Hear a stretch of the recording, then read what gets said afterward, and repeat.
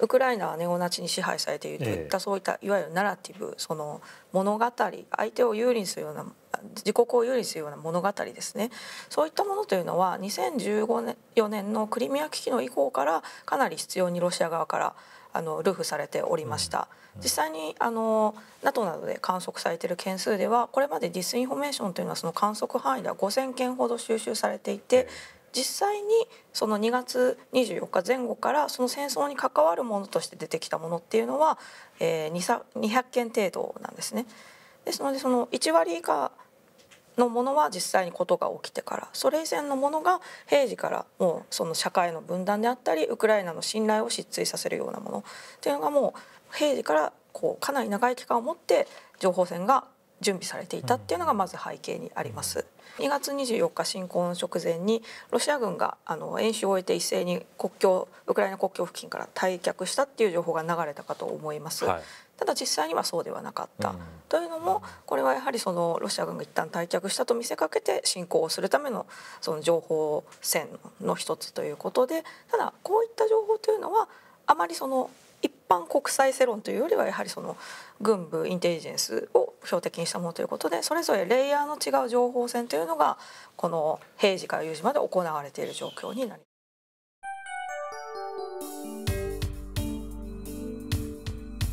ディスインフォメーションというのは社会公益への攻撃を目的とした害のある情報ということで、その今こういったいわゆる偽情報に対してフェイクニュースっていう言葉もよく使われがちだと思うんですね。ただそれは実際には正確ではなくて、フェイクニュースっていうとフェイクっていうフェイクっていう言葉で偽、完全に嘘っていう印象があると思うんですね。ただこの偽情報ディスインフォメーションという言葉になった時には、誤った文脈や操作された内容で拡散される真の情報も含まれるんですね。その正しい情報も含まれて、ただそれが正しくない文脈で流されたりする。一例を挙げますと、例えば2016年の米国大統領選で、こちらもディスインフォメーションによる影響工作が用いられましたが、その時はそのヒラリー陣営のそのメールが流出して、ヒラリー側がかなりそのロビー活動であったり、あまりそのグレーな活動をしていたことが流布されて、それでかなり評判を落としたということがありました。この例でいうと、そのメール自体は本物なんですね。で内容も真ではある。ただしそれは表に出るべき情報ではなくて、またそのロシア側に有利なように使われてしまったということで、そういった形でディスインフォメーションというのはその有事平時両方に使われるわけですが、そのいわゆるフェイクニュースの印象で嘘か正しいか間違ってるか正しいかっていう観点だけで見てしまうと、ディスインフォメーションを見逃してしまうこともあるので注意が必要かなと思います。SNS 発信というのは非常に大きかったと思います。大統領府がバックに映るような形で自撮りをアップをし続けた、自撮りを撮ってみんなと一緒にいます、我々は逃げたりしていませんということを非常に力強くメッセージとして発信していました。これは一つカウンターとしてあると思います。そのいろいろなナラティブ、ロシア側に有利なそのネオナチであるとか、そのロシアとウクライナ一つであるとか、そういったものに対しても非常に的確に反論を発信していたというのが一つ。またウクライナ自身だけではなくて、ウクライナをサポートするその欧米諸国、特に、EU とアメリカですね、こちらがそのロシアのナラティブであったりディスインフォメーションに対して非常に忠実にファクトチェックを行い、また反論も行っていたということで、こういったものが SNS 上でそのカウンターとして流布されていったことで対策となったというのも合わせて大きいかと思います。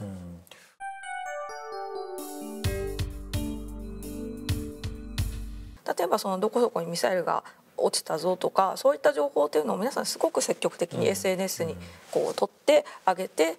なるべく戦争の状況をリアルに伝えようという努力を非常にされてました。またウクライナで捕まった捕虜の方々っていうのをその市民の方々が写真を撮ってその SNS に流したりすることでロシア側の士気を低下させたりということもありましたので、そういった市民の関与参与の仕方というのが一つ今回のウクライナ戦の特徴ではあったかなと思います。その SNS というのが、今一人一人が兵器化されているっていうふうに言われているんですけれども、そういったものを逆手にとって彼ら自身もウクライナの一つの国の武器として行動されているというのは非常に学ぶべきところがあると思います。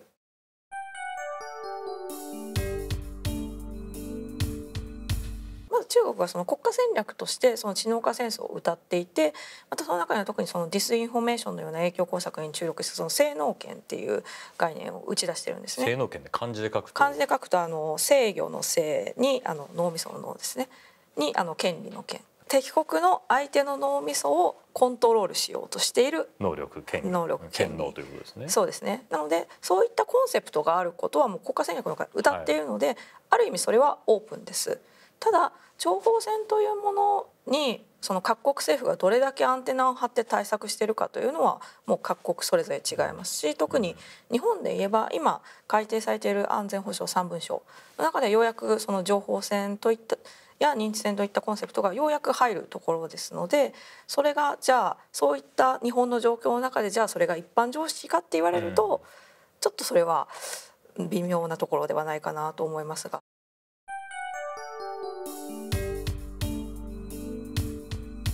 直近の事例で申しますと、その8月上旬に米国のペロシ下院議長が訪台したということがあったと思います。その時にその台湾国内のそのコンビニですとか駅のデジタルサイネージがハッキングされて、そのペロシは戦争を支援し戦争を広めようとする魔女であるといったような広告があちこちに出されたりして、そういったその米国がその中国と台湾の戦争を煽っているというような印象操作をさせるような広告、ハッキングされた広告というのが非常に流れたんですね。ですのでそういった形でその台湾と米国を離反させるようなものであったりですとか、そういったものが直近では確認されていますし、また過去のその台湾の選挙ですね、そういったものに対してそのいわゆる選挙の関係者の情報をリークさせるようなそのいわゆるサイバー攻撃ですとか、それに加えてその情報戦といった形でその大陸側の候補者が有利になるような情報を流して台湾独立派の候補者が不利になるような情報を流すというのはもう常に従前からされているというところです。2点目的がありまして、まずは相手のその政治的な意思決定というのはその選挙でなされるものですので、その意思決定を混乱させるということ、混乱させたり、あとはその自国中国なりロシアなりに有利になるような意思決定をさせるように誘導するということ。またその中国やロシアというのはそもそも民主主義のロジック、自由民主主義とは違うロジックで動いている国ですので、そういった民主主義の価値観そのものを攻撃しようとしているというものはあります。ですのでその2つのサイドの攻撃対象ですね、そういった意図から選挙というのはある意味格好のターゲットというところもあります。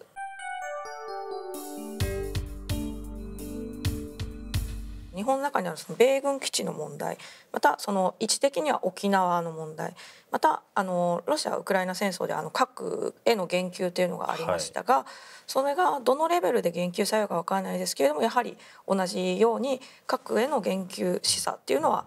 想定はされると思います。ですので例えば台湾を支援する、もしくはその米軍について台湾を支援することによってその日本が核の危機に脅かされるとなった時に、そういった情報が SNS 上に流れた時に、おそらくかなりヒステリックな反応やその分断っていうのが起こることが想定されます。ただそういったアプローチを中国がしてくるだろうと想定して、我々自身がその中国発信の情報をきちんとアカウントで見極めるですとか、ファクトチェックなどを確認する習慣をつけるですとか、そういった一人一人の意識の持ち方っていうのも一つ対策としては想定できるのかなというところです。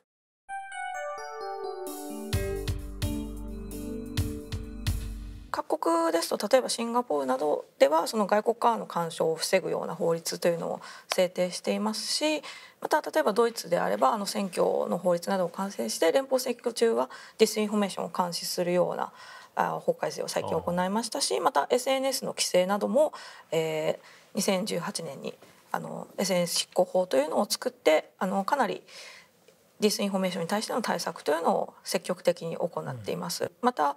例えば NATO であれば今先ほど大沢さんからお話があったそのモニタリング状況認識をするようなモニタリングセンターを作って、ファクトチェックサイトを連動して2015年に作り、そこから情報発信をしということをし、またアメリカなども2016年の大統領選の後にディスインフォメーションのタスクフォースを作って、そのリテラシー教育となるようなそのファクトチェックだけではなくて、一般の市民の方に向けた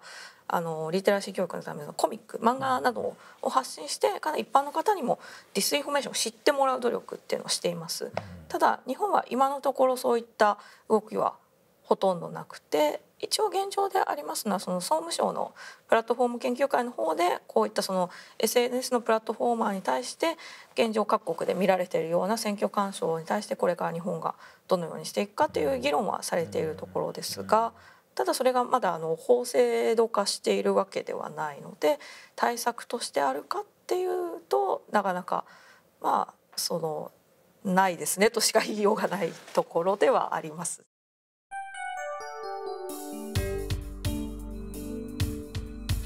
新しい戦いということでポイントといえば、やはり情報戦から特に認知戦へ戦いが移っているということがあると思います。今までその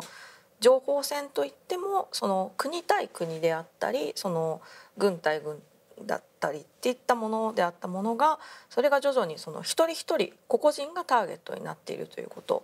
我々自身がそういったもの認知戦に対して対策する意識を持っていくことが重要で、平時からも含めて我々は今情報戦の最中にいるという意識を持って日々のその情報ネットワークを使うこと、個人個人がリテラシーを高めていただくことが一つ肝要になってくるのではないかと考えます。